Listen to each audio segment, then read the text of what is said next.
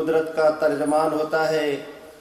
نبی جو کہے وہ شریعت، نبی جس کام کے کرنے کا حکم دے وہ شریعت، نبی جو کام کرے وہ شریعت، نبی کے سامنے جو کام کیا جائے نبی اسے دیکھے اور چپ رہے وہ شریعت۔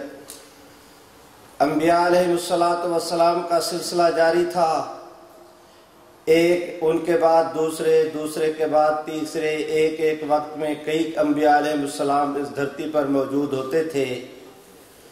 ان امتوں کو اجماع کی ضرورت نہیں تھی۔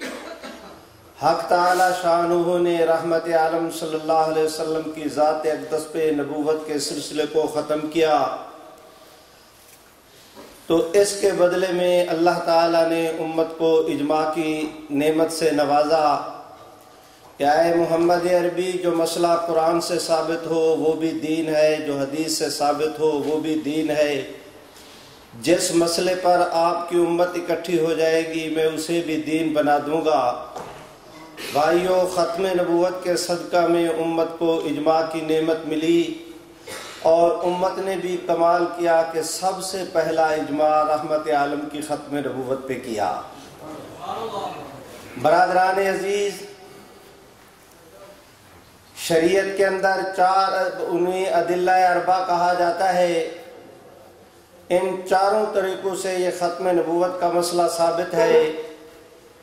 1400 سال سے رحمت عالم صلی اللہ علیہ وسلم کی امت اس مسئلے پر متفق چلی آ رہی ہے کہ حضور کے بعد جو شخص نبوت کا دعویٰ کرے اس کا اور اس کے ماننے والوں کا اسلام اور اہل اسلام سے کوئی تعلق نہیں۔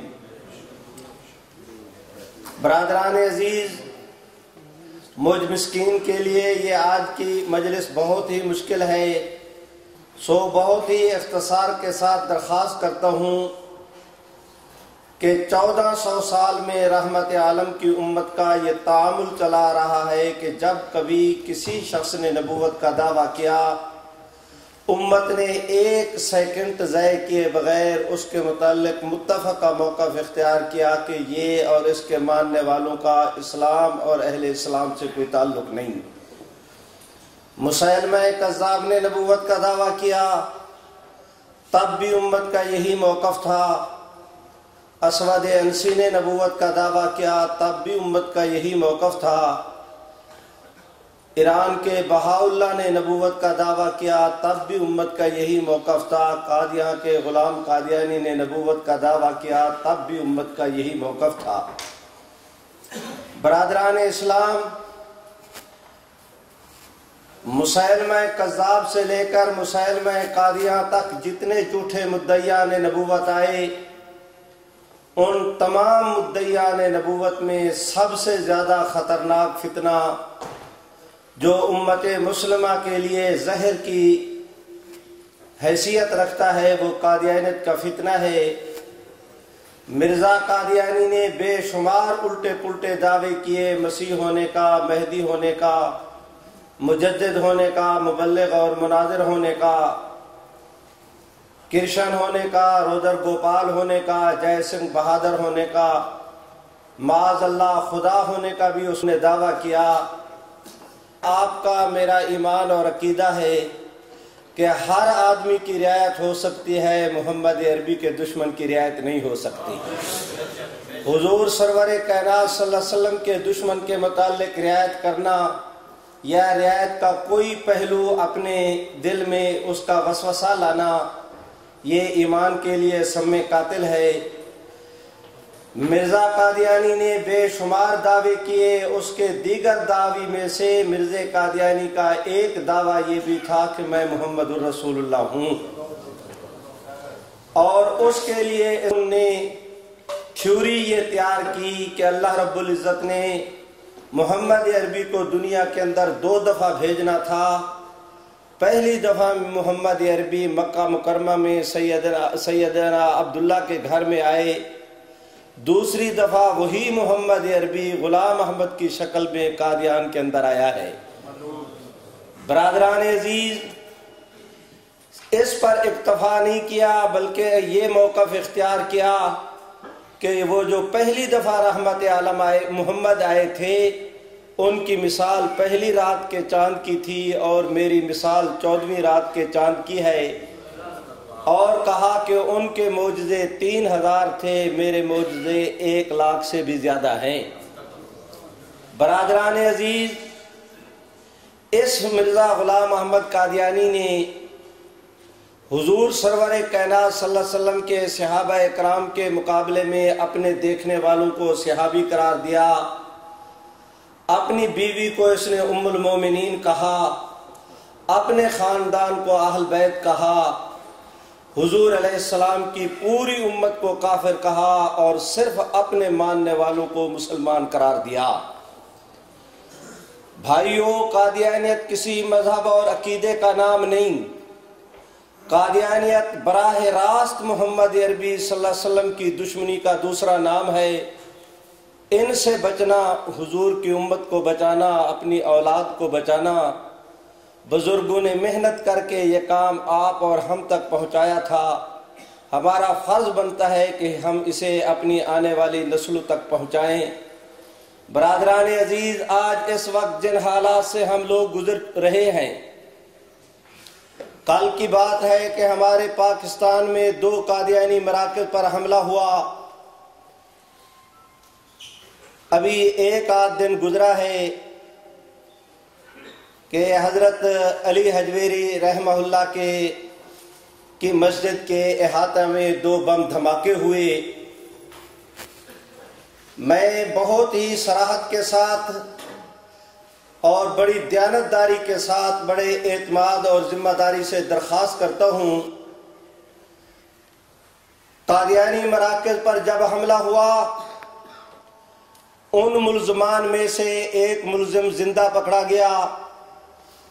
عالمی مجلس تحفظ ختم نبوت کی پوری قیادت نے پہلے دن اخبار کے اندر بیان دیا، وہاں کے اپنا جو ہے وہ کیا کہتے ہیں سیٹلائٹ کے جتنے اسٹیشن وغیرہ ہیں ان سے بھی یہ جاری ہوا۔ ہم نے بڑی ذمہ داری کے ساتھ کہا کہ ملزم زندہ گرفتار ہوا ہے، اس کے ذریعہ سے باقی ملزمان تک پہنچنا، انہیں گرفتار کرنا، قانون کے سپرد کر کے ان پر مقدمہ چلانا اور انہیں کیفر کردار تک پہنچانا، یہ حکومت کے ذمہ ہے۔ لیکن کیا کیا جائے اس امر کا کہ آج تک اس کے متعلق 1 انچ بھی پیش رفت نہیں ہوئی۔ کیوں نہیں ہوئی؟ اس کی بڑی صاف ستھری اور واضح دلیل یہ ہے کہ پیش رفت تب ہوتی کہ جو مقدمے کے مدعیان تھے، جن کے ساتھ یہ وقوع ہوا، یعنی قادیانی جماعت، وہ اس کیس کی پیروی کے ضمن میں تفتیش کنندگان کے ساتھ کوئی کوآپریٹ ہوتی۔ لیکن دونوں مراکز پہ قادیانی مراکز کے دونوں مین گیٹوں کے اوپر کیمرے فٹ تھے، ان کے پاس فلم موجود ہے۔ تفتیشی افسران نے کہا کہ یہ آپ ہمیں اس کی ریل دیں، اس کے ذریعے ہم ملزم ٹریس کریں۔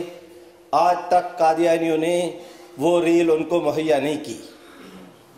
میں یہاں بھرے اجتماع میں الزام عائد کرتا ہوں قادیانی جماعت پر کہ وہاں کی ایجنسیاں اور قادیانیوں نے مل کر یہ ڈرامہ سٹیج کیا، محض اس لیے کہ باہر کی دنیا میں وہ اپنی نام نہاد مظلومیت کے نام پہ ویزے حاصل کر سکیں، سیاسی پناہ حاصل کر سکیں، پاکستان کو بدنام کر سکیں۔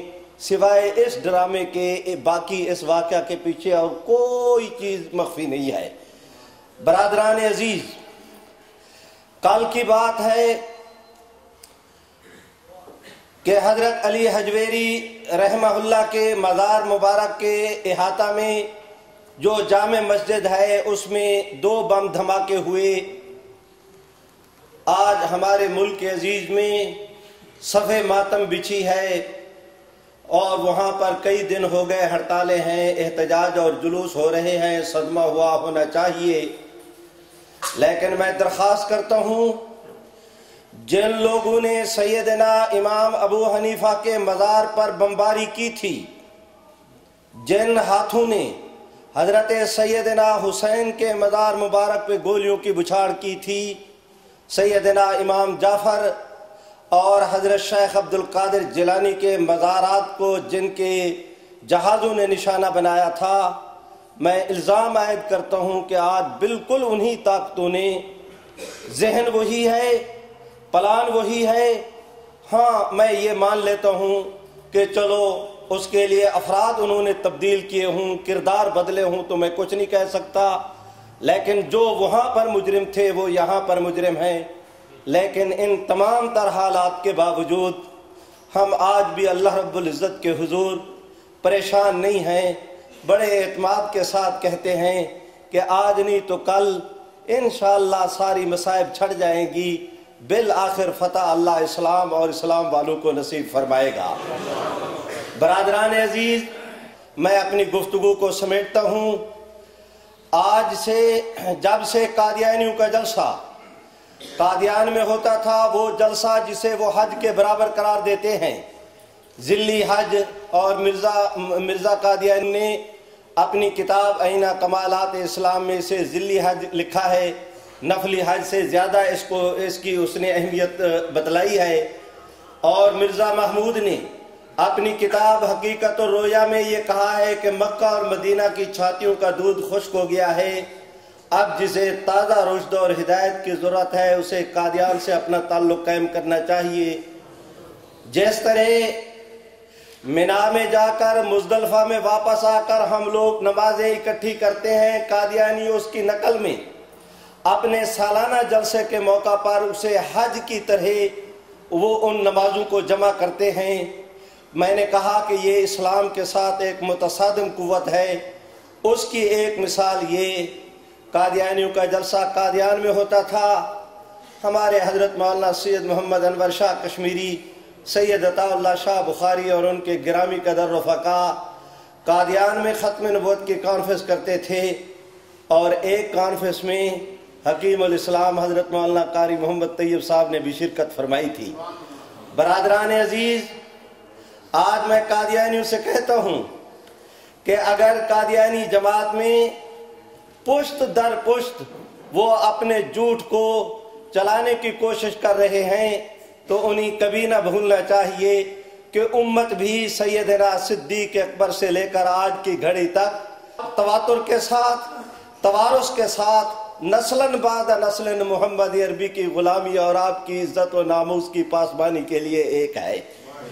برادران عزیز، آپ حضرات کبھی نہ بھولیں اس بات کو کہ نماز ہو، روزہ، حج، زکوٰۃ، تبلیغ، ان تمام فرائض کا تعلق محمد عربی کے اعمال کے ساتھ ہے، اور ختم نبوت کا تعلق محمد عربی کی ذات کے ساتھ ہے۔